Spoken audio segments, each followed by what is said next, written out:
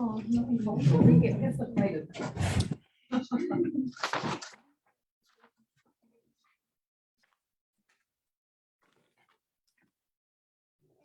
Thank you.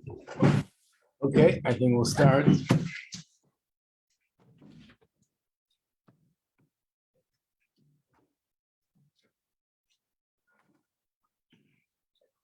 So the way we do it is that on Wednesday we learn Moshiach and Geulah from more general sources, and on Friday we're focusing mainly on sources in the Rebbe's Sichos. What did the Rebbe say about Mashiach, and especially its relevance to the time we're in today. So this that we're going to talk about now is also a historic Sikha, and we'll go into it. But you see, it says on the front cover, the prophecy of Geulah. Let me give you the background. It was 19. There are copies that you can do this out to everyone wants to know. Copies.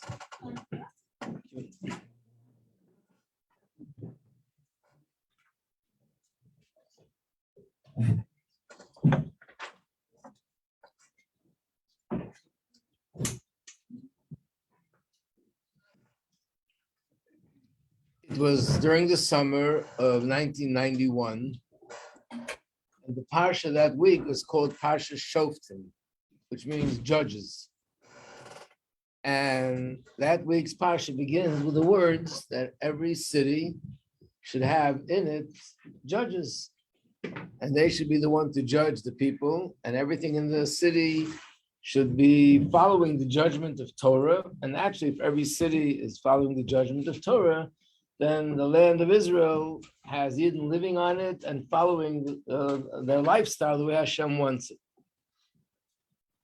The way the Torah presents it is that there should be judges and shoftim, which means policemen. Shotrim means a policeman, people that are their function is to be enforce the law. So the Rebbe made reference to a prophecy about Mashiach. That's the first page in this booklet. Let's look at that first page where it says, "Vashiva shovtayich k'varishayna." I will restore your judges as it used to be first. And then it says, "V'yayatzayich," and your counselors as it was in the beginning. And then the city will be called really a city of righteousness, a faithful city. So the Rebbe's question was, why is there a difference in the language? Here it says, I will restore your judges, not policemen, and your counselors. And on the other hand, in the Parsha, it says every city should have judges and policemen. Another place where we find something similar is in the davening. Let's turn to page 2. In the davening, this is Shmona Esrei. And then for Esrei, a number of the prayers are directed towards Mashiach. Like the one before, sound the great shofar. Well, the one that's underlined, how does it begin? Restore our judges as in earlier times, and our advisors as in the days of old. So this is a prayer asking Hashem to fulfill the prophecy we just read. And here again, it doesn't say judges and policemen, it says judges and advisors, or judges and counselors. The Rebbe goes into what is the difference. Judges means people who are those who know halacha, and they are the ones who give the halachic verdict. And what is counselors referring to? The Rebbe goes into it in detail and gives a few ways that it could be explained, few ways. But one of them is that the term counselors is alluding to prophets. There was a time where we had prophets, and there was prophecy, people who spoke in the name of Hashem, and they told us things that are going to happen in the future, or they told us things that Hashem wants us to do at a specific time. And to a certain extent, it was discontinued. And when Mashiach will come, the prophecy is that Hashem says, I'll bring back the judges, we'll have the Sanhedrin again, You know what Sanhedrin is? Sanhedrin was the authority of halacha. There's two more copies there if anyone needs. The authority of halacha, that they were the ones who were the highest authority of halacha in the country, and any question halacha was eventually resolved by them. They were a body of sages, of 71 sages, and they would make the decision about everything in halacha. They were situated in the Beis Hamikdash, in the temple, and we don't have that anymore, but when Mashiach will come, we'll have judges again. The second thing is, we'll also have prophets. When the Rebbe said that, and then he said that something which was, like I would say, historic, revolutionary, the Rebbe, unprecedented. The Rebbe, as we know, advised hundreds and thousands of people, individuals, about many areas of life, about health, about business, and advised them very often in situations which was against the common sense or against what the professionals would say. But the Rebbe gave that advice. They followed through with it, and they saw this was the right advice. And if they would have followed the other advice, it wouldn't have worked. Openly, this is something which is only someone who has a higher understanding and vision of things could give such advice. Just to give you an example, there was someone here in the neighborhood that he was not a Chabad Chassid. This happened many years ago in the 1950s. He wasn't a Chabad Chassid.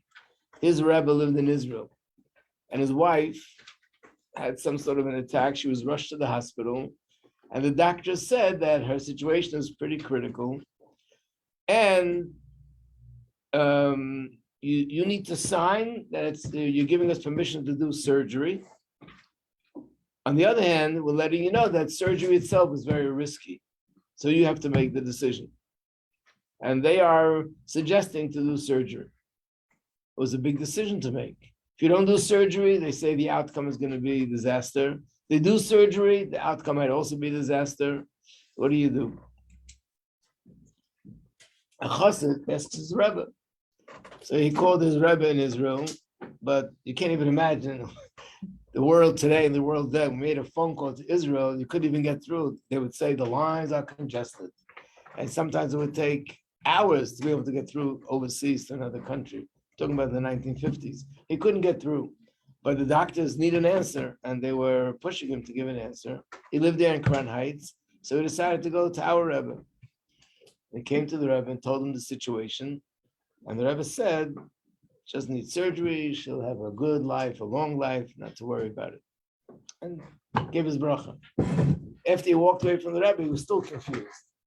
And this is where he told the story, that had he heard this from his own Rebbe, he would have had much more confidence. But he heard it from a different Rebbe. He didn't have that connection. He didn't have that confidence. So again, he's thinking, what should I do? And then he said to himself the following. Imagine you come to somebody and you tell them the doctor said that you need surgery and risk and all the things that they said. And this person does not speak to the doctor, doesn't look at the medical records, doesn't look at an x-ray or whatever other evidence there is, and just tells you, don't do the surgery. How could someone do that? This person could either be one or the other, only one extreme or the other extreme. Can't be anywhere in the middle. Either he's a person that could, God forbid, could cause someone to lose their life in cold blood and doesn't care. I mean, you're telling somebody, don't do the surgery. What do you know? You didn't speak to the doctor. You're not a doctor yourself. You don't know the details. How could you say that? That means you don't care. Or the other extreme is that this person is a person of a higher spiritual caliber, and he sees from his perspective, from a spiritual perspective, that she doesn't need the surgery, and it's not good for her to do the surgery. So he said, I know the Rebbe is surely not, God forbid, the other extreme, so it has to be this extreme.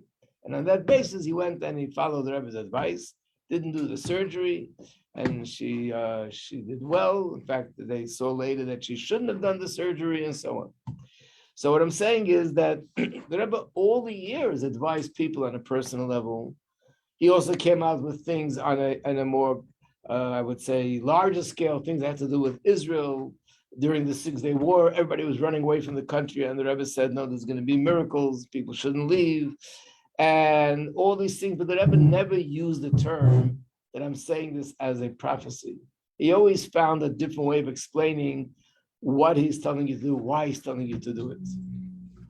I had a friend that me and him and there were 9 of us in this big.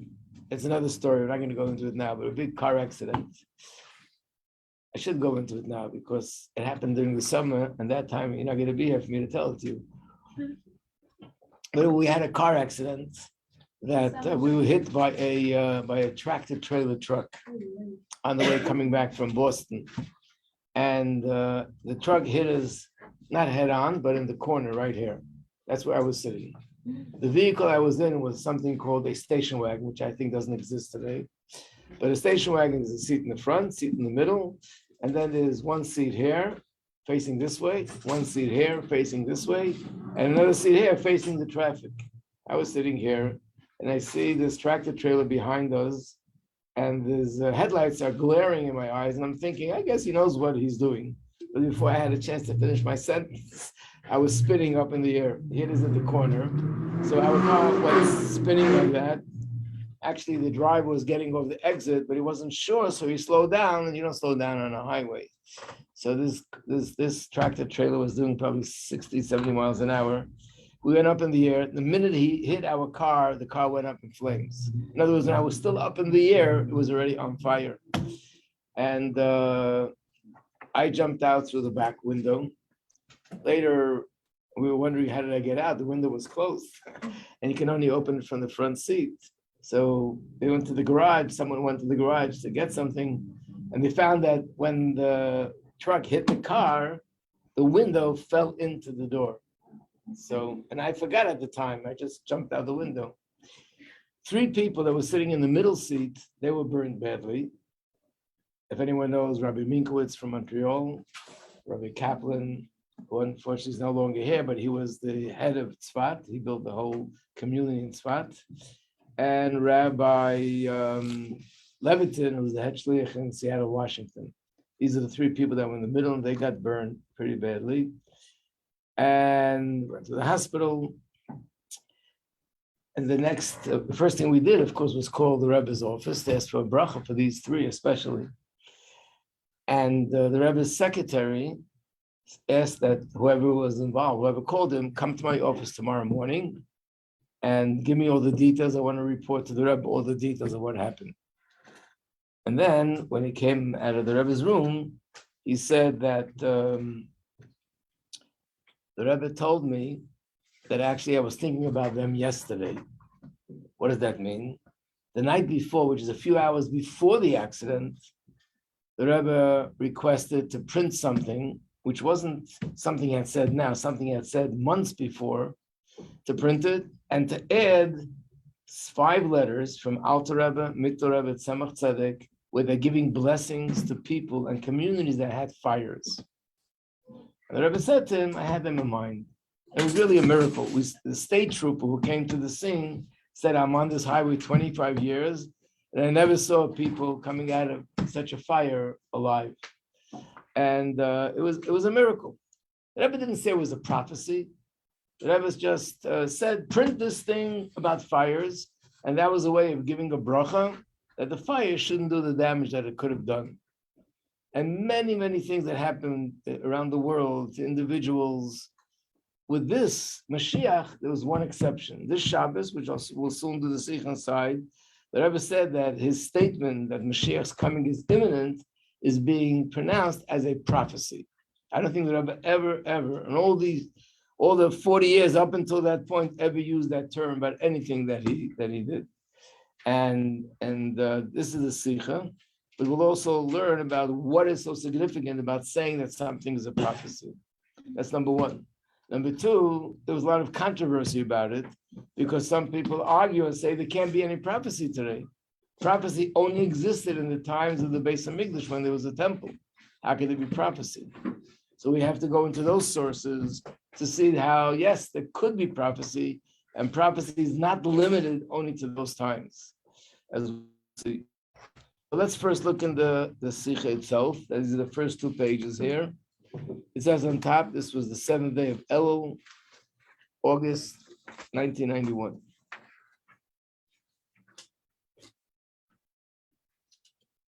I don't know if we'll do every single line, but let's start. The proclamation of my sainted father-in-law, the leader of our generation, which was, he had a slogan, which was La'alta L'Tshuva, La'alta L'Geulah, which means immediate repentance, immediate redemption.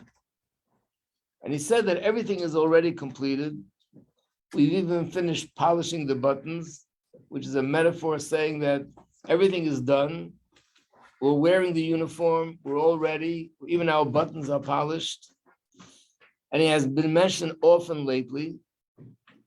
This mission discussed it in his announcement that all that remains to do is to stand ready and to be ready and to prepare to greet Mashiach. We're now ready to greet our righteous Mashiach immediately. It's obvious that we are now at the time when the promise, I will restore your judges and your counselors, is ready to be fulfilled. Furthermore, the word lichatchila, that's the Hebrew word, means not only it's going to happen, not only as before, but it alludes to the fact that this has already begun. In other words, that we're already seeing the fulfillment of this prophecy. In all generations, even before the resurrection of Moshe, it is relevant to know as a halacha that Hashem gives prophecy to mankind. You probably know that one of the 13 principles of belief is that Hashem communicates with human beings, and that's what a prophet is.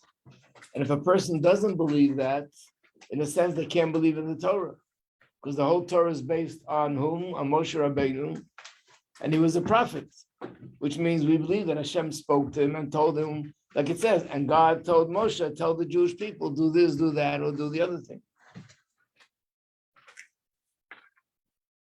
Prophecy is a revelation of godliness. Oops, I'm missing a page. No.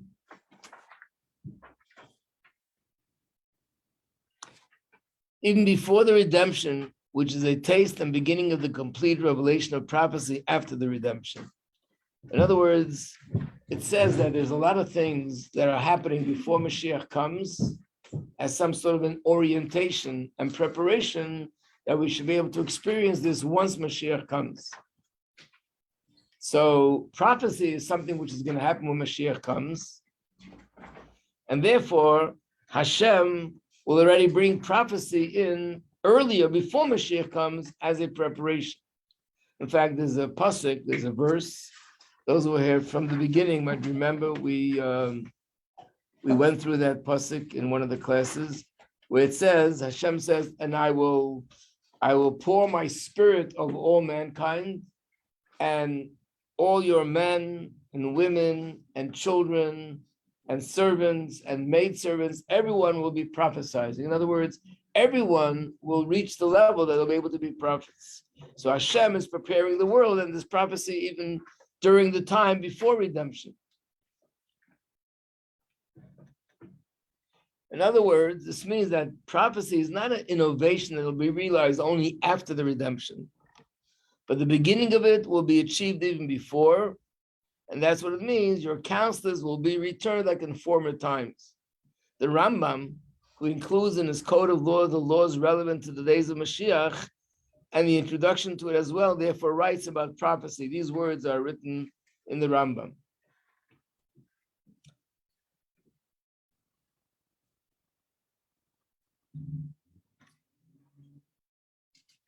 Let me turn the page.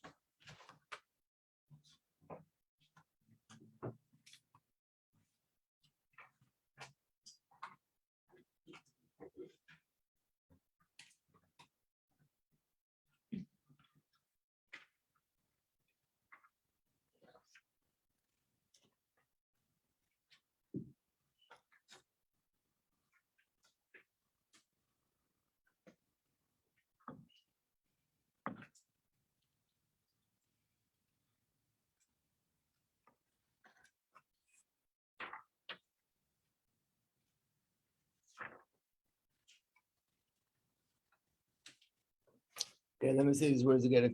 Let's look at the page. It says on top 198. According to the legal decision of the Rambam, which is a book of halacha, if one has the qualifications and perfection required of a prophet, when this same person performs signs and miracles, we do not believe in him because of the signs alone, but because of the mitzvah that Moshe commanded in the Torah, where it says that you should listen to him. But I'm looking for the page where it says that this announcement of Mashiach is being pronounced as a prophecy, and that main page is left out. What else is new? Okay.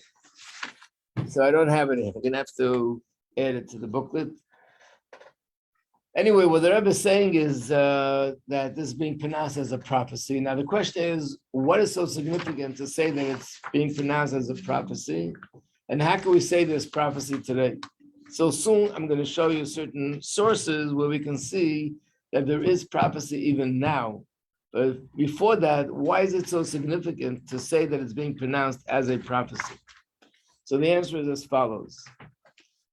When the Rebbe said Mashiach is coming and is coming imminent, even a person who says that they believe what the Rebbe says because he's a righteous person, and what he says is obviously truth. But weren't there times in the past where there were great sages and tzaddik and righteous people that also made similar pronouncements that soon Mashiach is going to come, or this generation is the time Mashiach is going to come, and nevertheless it didn't happen. And why didn't it happen? Because we didn't merit. It was maybe meant to happen. It could have happened, but we didn't merit for it to happen. So maybe the same thing is now. Maybe we just missed the boat and we sort of, we blew it. It was supposed to happen. It was meant to happen. And we missed the boat. So this is the difference if it's being pronounced as a prophecy or not. It says in the Torah that anything that's being pronounced as a prophecy, then it's absolutely certain that it's going to happen.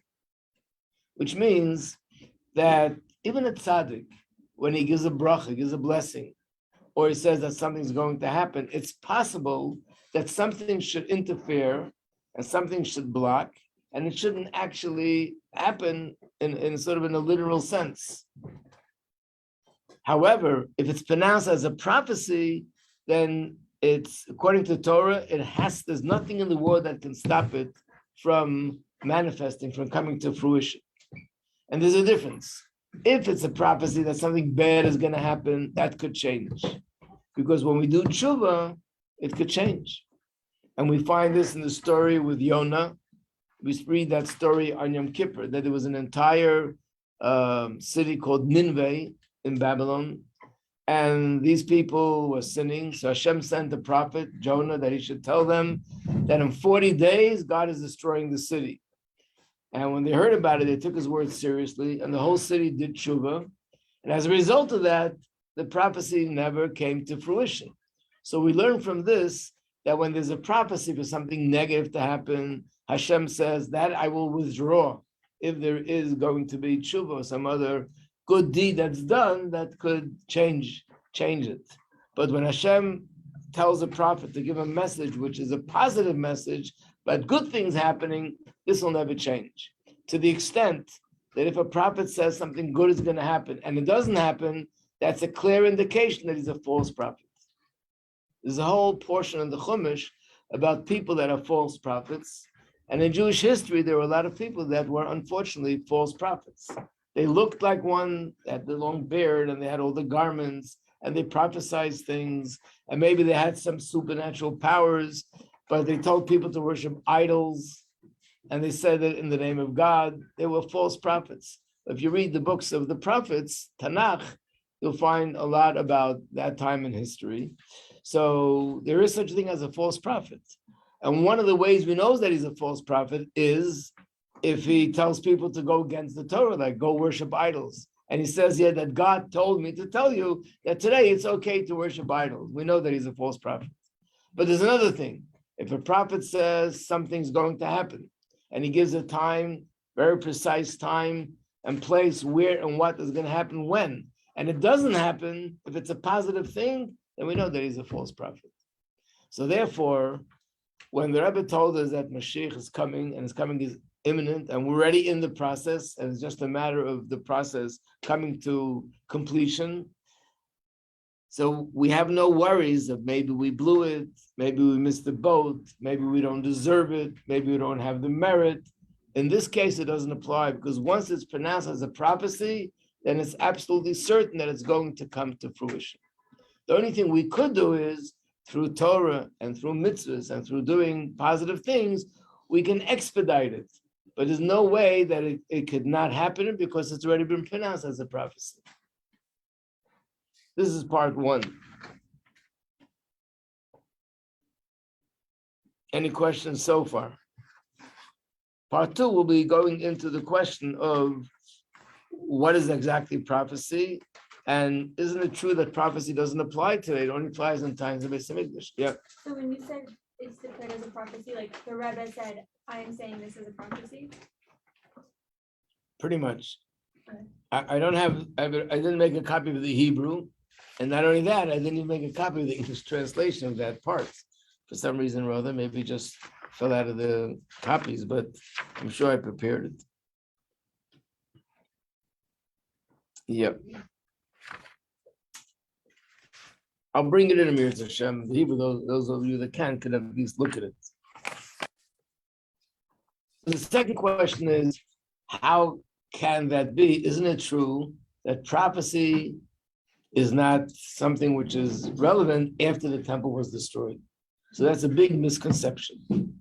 And to understand this more clearly, I want to go through some of the sources. But I still want to explain something else. So what happened in previous generations? Some of the greatest sages made predictions about when Mashiach is going to come, and it didn't happen. What happened then, and why is this different? So there's an explanation to this, actually from the Alter Rebbe, from the first Rebbe of Chabad, and he raises this question: how could it be that great sages, who were such sages, they had the Ruach HaKodesh? Everybody know what Ruach HaKodesh is? Ruach HaKodesh means a spirit of holiness, which is similar to prophecy. They have the ability, they have the capacity to see what's going on in the spiritual realm. And they are the ones who made these declarations that Mashiach is coming next year or in this generation, things that are similar. And nevertheless, it didn't happen. And for sure, they said something which they knew to be true. How could it be? And he gives the following explanation. He said like this: they saw things that were going on in heaven. And based on what they saw, they understood that what they see eventually will evolve and manifest here in this world. And they also were able to calculate that it's going to take 3 years for it to happen, 10 years, 300 years. So we find various sages wrote actually times. Mashiach is coming in 300 years, 200 years, 150 years, based on what they saw. To give a mashal, to give an analogy, if somebody was on top of a roof and they dropped something and they're in touch with you and you're downstairs, you're down on the floor and you're standing near some people and you say, you know what, I want to tell you something. In exactly 30 seconds, a ball is going to land on the floor. How do you know? Prophet? No. My friend is on the roof. He dropped the ball and he told me when he dropped it. So I know it takes 30 seconds for it to go from the roof to the floor. That's how I knew. And sure enough, 30 seconds passed and there's a ball. And what if he's on a roof that's on a higher building? He'll tell you in 3 minutes it's going to hit the floor. And if he's on top of the Empire State Building, it'll be whatever time that takes. In other words, you see it up there that's being dropped. So you know that in a few minutes it's going to be here. In a similar way, these are people who saw what's going on in the spiritual realm. And they saw that Mashiach is meant to be revealed at a certain time. And they were able to calculate that where they saw it was this and this far away from our world, from our physical world. And so they knew it's going to take a process of 10 years for it to come to fruition. 20 years, 5 years, 1 year, 2 years, depending on what they saw. So how come it didn't happen? So yes, let's use the same analogy. What happens if you're waiting downstairs near the Empire State Building and there's no ball? And the person says, I promise you, I know that someone dropped it on top of the roof. Then you find out that as the ball was coming down, someone on the 50th floor stuck out a huge basket and caught it, took it in. So it was dropped. It was meant to hit the floor, but it was interrupted by that person who stuck out a basket. Spiritually, this means that it was meant to happen, but it could be that, or what happened was that there were things that we did, meaning we, and I say the Jewish people in that generation did, which was inappropriate, or things that they should have done and they didn't do. And as a result of that, it blocked this blessing from coming to fruition. So it was meant to happen, but it didn't really come to fruition because something was blocking it. And even though they said this is going to happen, what they meant to say was that it is conducive. This is the time that's conducive for this to happen because they see that it's being set into motion, but it could have been interrupted. When something is pronounced as a prophecy, that means nothing in the world could interrupt it. Nothing in the world could stop it. Hashem himself is in a sense guaranteeing us, if something is pronounced as a prophecy, it will come to fruition.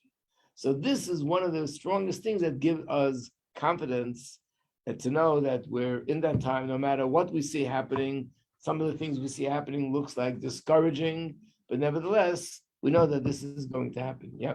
So the difference between our sages and the Rebbe is that the Rebbe pronounces in the name of prophecy. And they didn't, right? Even the Rebbes of Chabad, the Rebbe Rashab once gave a date, the Alter Rebbe once gave a date, the previous Rebbe gave a date. The truth is, when you look back to those dates, something did happen, but it wasn't. It was one, something positive happened, but it wasn't necessarily going out of Geulah in the physical sense. Something spiritual happened. The Rebbe was only Chabad Rebbe who said in the name. Right.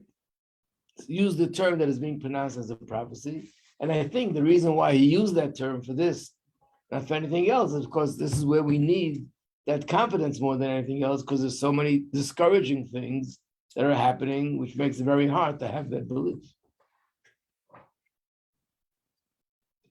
And now let's not forget that this is also not new in history. Whoever studied the books of the prophets will find that the prophets will talk about things that are going to happen in the future. And people also had issues with believing them. Let's take our first prophet, Moshe Rabbeinu, as an example. What did he tell the Jews? I'm going up to get the Torah, and I'll be back when? 40 days. He actually gave a number, 40 days. I'll be back in 40 days. He didn't say maybe, he didn't say perhaps, he didn't give a bracha, it was a fact. I'll be back in 40 days. What happened? They miscalculated. Some say they miscalculated in 6 hours. He didn't show up, and that's it. They said, okay, let's make this golden calf. That'll be our new leader, like it was in Egypt. And they ended up doing idol worship. And then 6 hours later, Moshe Rabbeinu appeared. We find a similar story, which we'll talk about more when we get closer to Purim. Everyone knows the story of Purim. There's one part of the story that for some reason or other, unless you really study it in depth, many people are not familiar. What was Purim all about was the Jews were in the exile of Babylon. And in that case, the prophets said before, if you do idol worship or you don't do the things you're supposed to, then the temple will be destroyed. You'll be in exile by the Babylonians, and the exile will be lasting for 70 years.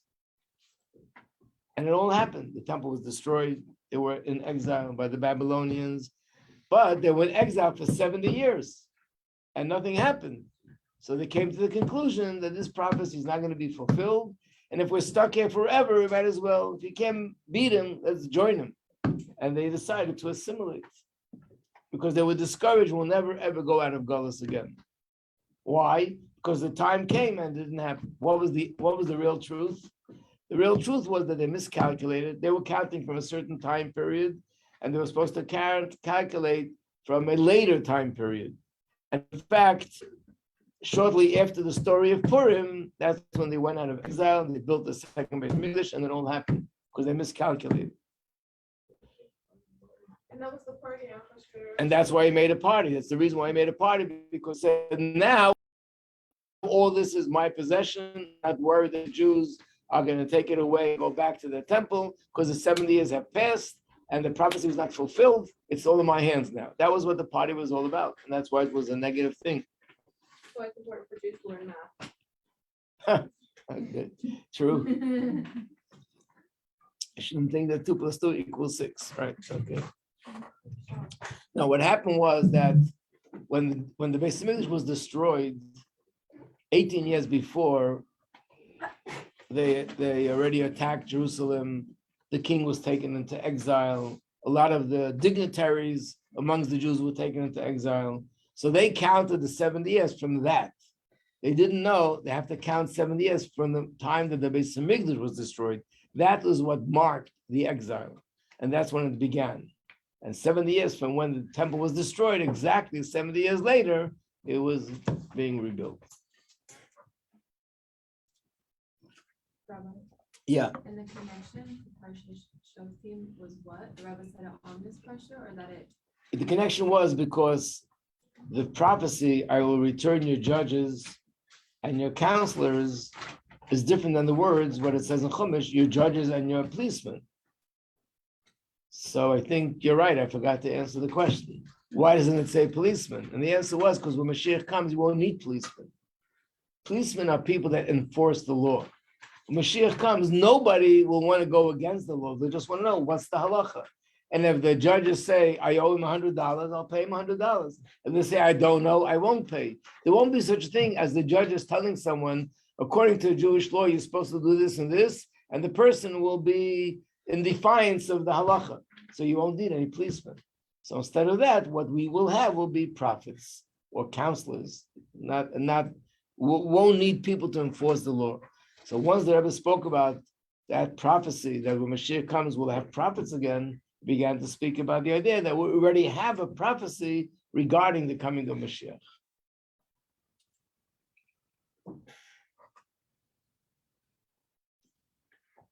What we're going to have in this booklet, which will continue next Friday, is sources in Gemara, sources in Rambam that talk about prophecy, where it shows us that prophecy is not limited to any time or any geographic location.